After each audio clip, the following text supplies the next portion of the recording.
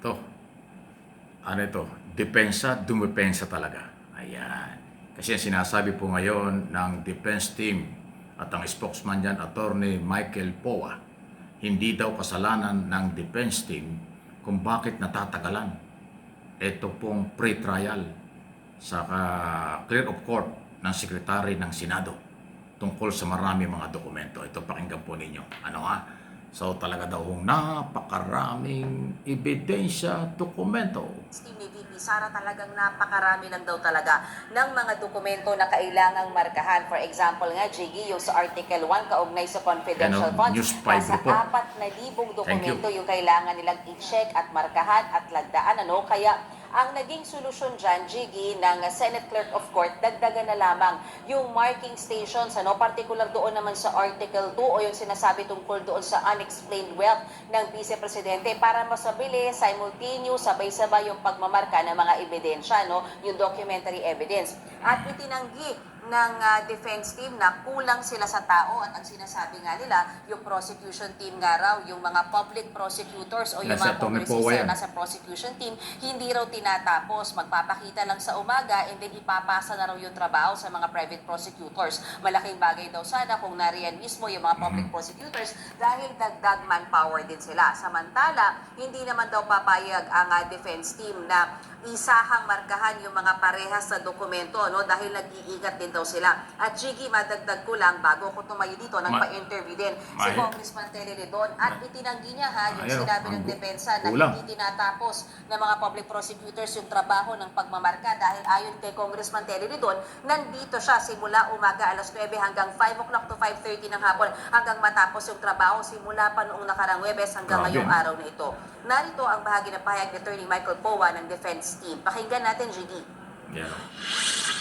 Well, meron kaming way of marking, hindi ba? But Ano, to give you an Poa, example, a very spokesman concrete yan. example, kanina may insidente na may isang may document ang prosecution, may document ang defense. Reportedly, it's the same document, obviously, pero kulang ng isang page yung version ng prosecution. Doon namin gustong ipakita kung bakit kailangan minamark namin yung sarili naming ebidensya. Ayun. So, yan ho yung mga paliwanag. Oh.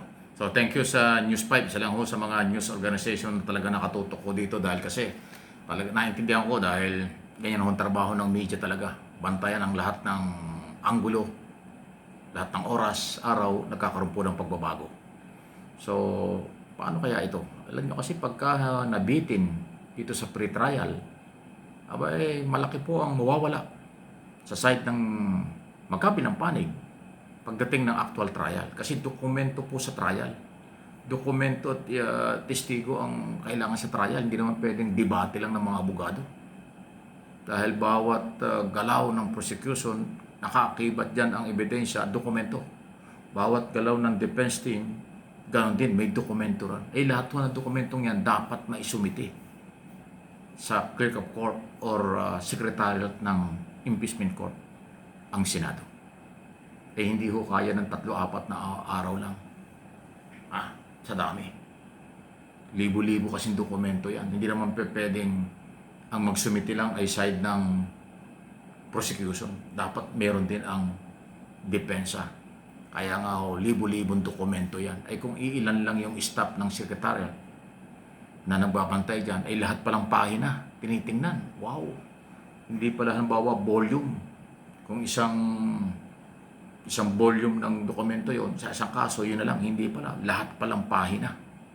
Dahil kasi nga pagdating ng actual trial, iisa-isahin yun. Hindi pwedeng magkaroon ng may isisingit doon o kaya may nawawala doon sa dokumento. Hindi pwede.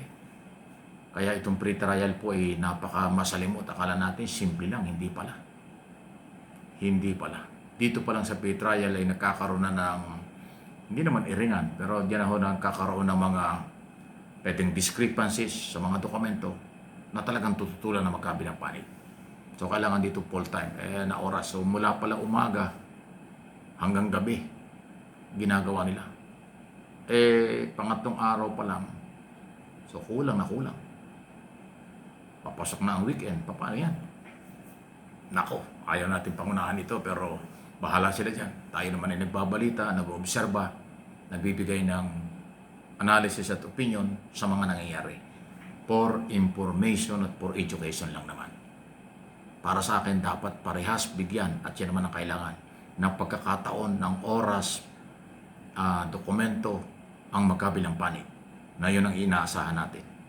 Magiging neutral ang mga senator judges at babase lang sa dokumento, ebidensya ang kanilang pagpapasya. Trial and decide. Ayun po yun. Naku, marami-raming popcorn para tayo nanood ng sine nito pag nag-actual trial na. Kung anong oras magsisimula, hindi natin oras maalaman matapos ay kung araw-araw yan. Kung halimbawa ay 3 hanggang 4 na araw sa isang linggo. Ay kung 3 buwan kulang pa ba, maraming popcorn. Maraming chichirya kakainin ng mga mahilig manood na parang nanonood ka ng pelikula. Dahil po, actual trial, labasan ng talino, tapang, dokumento, ebidensya, testigo, paninindigan, pagkatao, lahat nakataya sa pagitan ng defense team o ng prosecutors at ng defense team ni Sara Duterte dito sa controversial na impeachment trial. Yan po wala naman tayo magagawa. Yan po ang iniuutos ng saligang batas Magastos, abala at magastos. Kaya ang pinakamaganda niyan para walang trial, walang impeachment, ay maging matino ang lahat ng opisyal ng gobyerno. Huwag kayong mangurakot. Huwag kayong gumawa ng mga kaduda-duda para walang trial. Gastos na, abala pa. Di ba binanggit ko sa inyo nung isang araw? Kulang ang 700, parang 30 million yata ang ubusin per day. Aabot ng 30 milyon, pinakamahina, isang araw. Kung 3 buwan yan, laking pera niyan. Isipin mo, ay kung walang nangungurakot, walang lumalabag sa batas, walang betrayal of public trust, walang corruption, di wala ng trial. Kahit na walang impeachment, kahit na nasa sa batas yan. Kung walang nagsasamantala, di walang impeachment, makakatipid sa oras at pera. Pero pag mayroong impeachable official like Vice President, pinagdudahang corrupt, pinagdudahang may betrayal of public trust, kaya siya ay nililitis at lilitisin, yun ang abala at gastos. Sayang ang pera.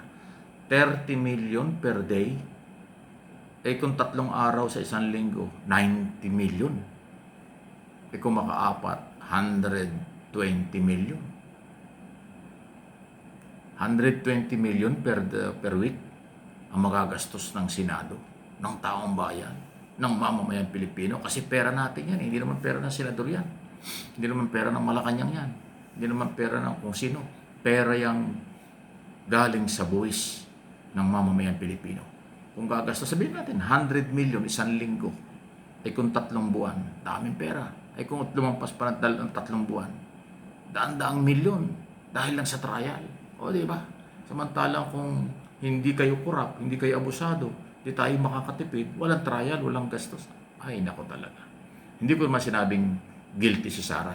Kaya lang ayan nga po nangyayari. Patutunayang siya may kasalanan dyan Tindi, ano?